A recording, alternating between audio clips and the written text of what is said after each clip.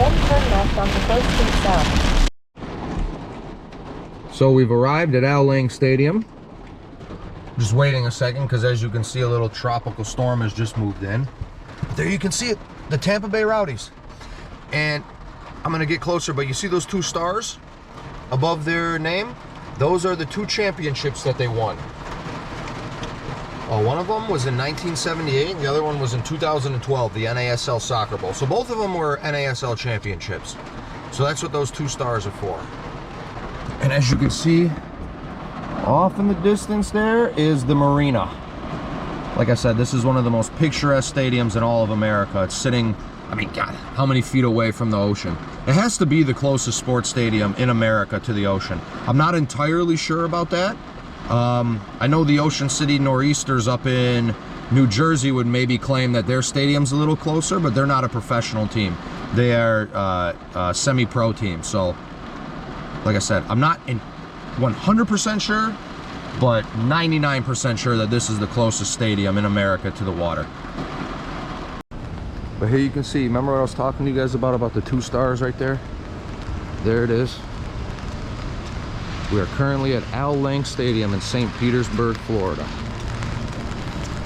It's Wednesday afternoon. Blue skies, but for some reason it's raining.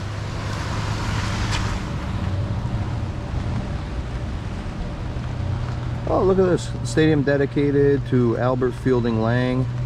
Must be Al Lang Stadium. Yeah, there we go. Al Lang. Florida Sunshine Ambassador to Major League Baseball. Hey, it looks like this was the guy that brought it here. Brought the stadium here to Florida. As you guys can see, the beautiful palm trees all around the stadium. Here's the stairs though. People probably go up. Let's walk up there. Gate's closed over there, but as you guys can see, blue skies, but still just pissing down rain everywhere. A little concourse. There's the classic Rowdy symbol right there.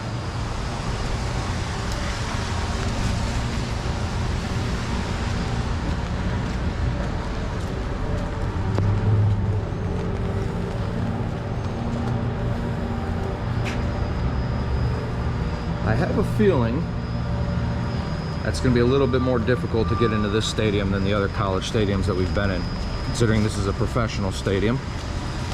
Although who knows though? Oh, look, this is a nice view right here. There's the Tampa Rowdies van, professional soccer at its best. As far as Division II, yeah, it is. There you guys can see, I don't know if you guys can see the water off in the distance there. Not far away at all. There's the scoreboard off in the distance, and you can see a little bit of their accomplishments up against the wall right there, which I'll be telling you about in a second here. But let's walk around some more. So let me tell you guys a little bit about Al Lang Stadium here. The capacity on it is 7,500 people. Okay, it was built in 1947. Here we go. Oh, looks like I was wrong. It is my lucky day. Look at this place.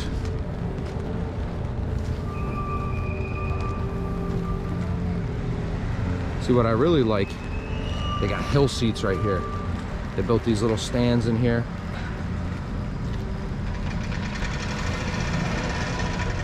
As you can see, the Rowdies symbols everywhere. Those are the old dugouts. This used to be a baseball stadium. Like I said, this was built in 1947. It's the old site of the St. Petersburg Athletic Park. There's been an athletics field here for almost 100 years. And it was named after the former mayor, Al Lang, the guy who also brought baseball here.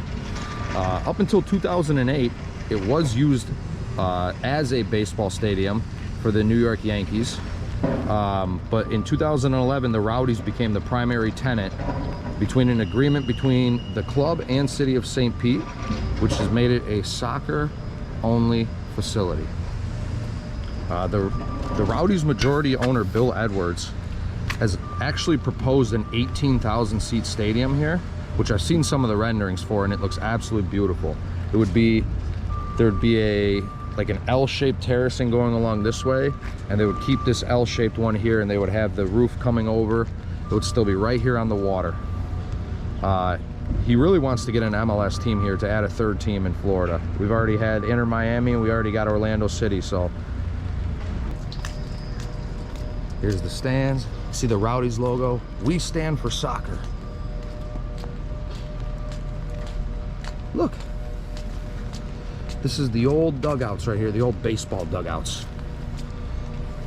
Tampa Bay Rowdies, the legacy lives on. There you can see the famous green and white hoops. Some of the best jerseys in all of soccer, in my opinion, actually. Some of the most classic unis too, probably internationally recognized. You know, if you ever ask somebody from out of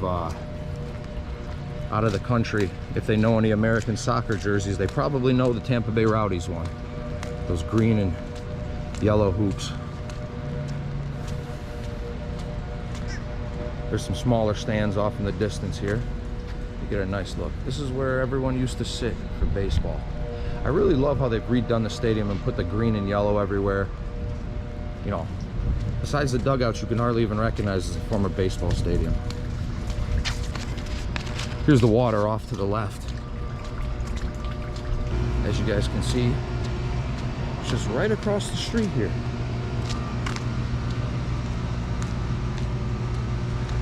Stadium, water, stadium, water.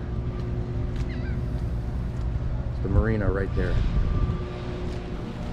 As you guys can see, it's the first one on the left says 1975 NASL champions, 2012 NASL champions. Then the three green ones are their Eastern Conference championships. You got 2020 Eastern Conference championship, 2021 that they actually won they had the best record in the league in 2021 USL regular season. Then 2021 was their second Eastern Conference championship. And this is the Phoenix club of the original Tampa Bay Rowdies, which lasted from 1975 to 1993. They have the same name, the same logo, and the same club culture. They use the same green and yellow hoops as the old Rowdies. Like I said before, they won the NASL Soccer Bowl back in 2012 for their second championship. The team shield has the 2 stars for the 2012 win and the 1975 Soccer Bowl win. And they actually were bought by the Tampa Bay Rays back in 2012.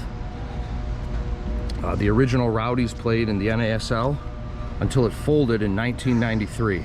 They played in other multiple leagues after that too.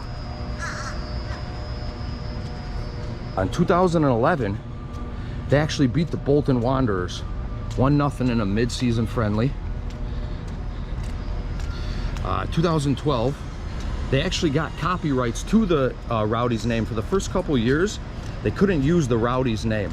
I forget exactly, you know, paperwork, litigation, all that stuff. So they played in the hoops, but they could only use like Tampa Bay Football Club or something like that. So in 2012, they finally got the naming rights. It's the hill seats again.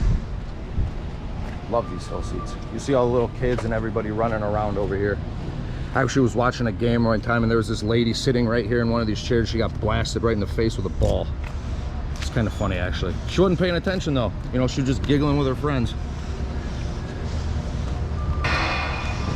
But yeah, so they actually beat the Minnesota Stars 3-3 on aggregate and 3-2 in penalty kicks. Here's all the concessions. The year that they won the NASL championship. So they beat the Minnesota Stars 3-3 on aggregate. And then in the following season, well, not the following season, in 2017, they moved to the USL. Very wise decision considering the NASL folded a couple years later. And they've just gone from strength to strength since then. They actually were the finalists in 2020 of the COVID season, and the final actually was canceled that year. So they made it all the way to the championship before it got canceled. Well, let me put my umbrella down for a second.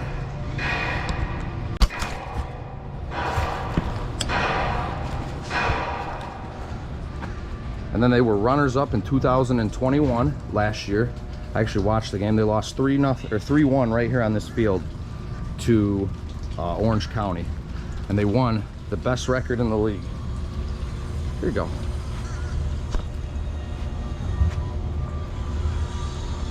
This is the whole stadium right here. No smoking. You will be ejected. Red card. Yeah. So the Tampa Bay Rowdies, one of the best soccer programs in America. One of the best soccer teams in America too.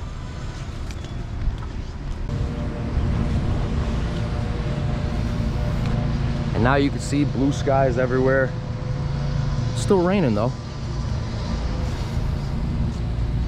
I want to walk around the stadium just to show you guys again how close it is to the water. Here you guys can see it off in the distance, the grandstands.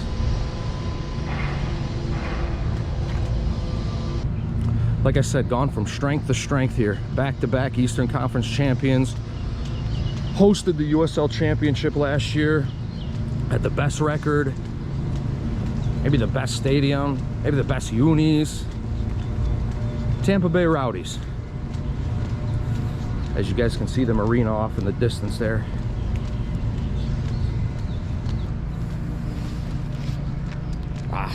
Now it's turned into a beautiful day.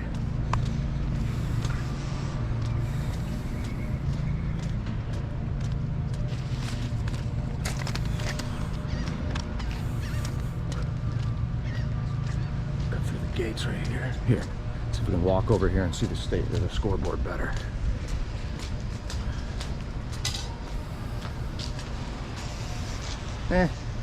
Not too much on there.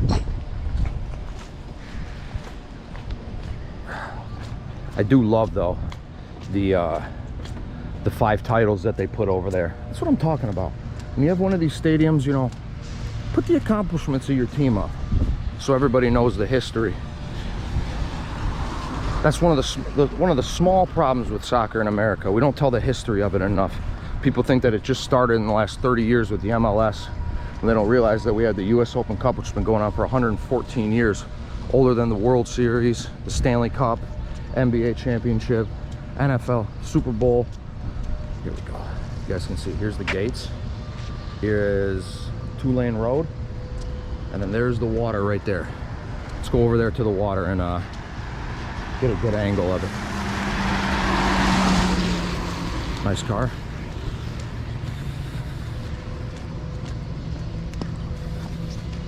The water. Here you guys can see the raindrops. There's the stadium, man. Go catch a football match and then go out on your boat or something like that. Maybe you'll catch me 30 years from now. Season ticket holder, Tampa Bay Rowdies, with a nice little boat in the marina. We can all dream, can't we? It's beautiful.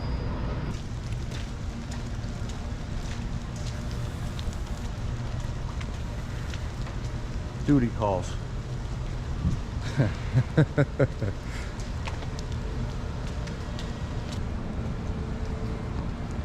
Look at this, here we go. St. Louis Browns. Browns lose to Chicago Cubs 3-2 at Coffee Pot Park. Coffee Pot Park. As about 4,000 fans watch first spring training game in St. Petersburg. 1914. 108 years ago.